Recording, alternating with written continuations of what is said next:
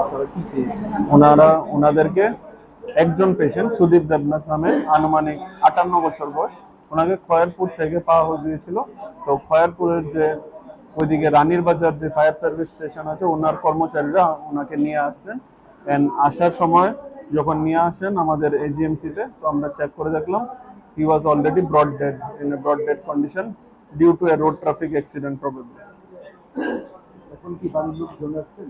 বাড়ির লোকজন এসছেন, ওনার আত্মীয় স্বজন এসছেন। তো আমরা যথাসম্ভব চেষ্টা করছি যে কাগজপত্র কাজ শেষ করে বডিটা পোস্টমর্টমে পাঠানোর জন্য। আমাদের রানীবাজার ফায়ার সার্ভিসে আনুমানিক 2:45 তখন একটা খবর আসছে যে খয়েরপুর গরুরা একটা অ্যাক্সিডেন্ট হয়েছে। তো আমরা সঙ্গে সঙ্গে সেখানে যাই, রেস্কিউ করে পেশেন্টকে জিবিপি হসপিটালে নিয়ে আসি।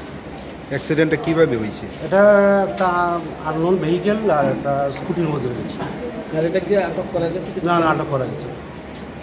ওনার নাম পরিচয় কিছু? না, ওনার নামও কালেক্ট করা হয়েছে। ওনার অবস্থা কীরকম? অবস্থা তো খুবই সিরিয়াস দেখা গেল।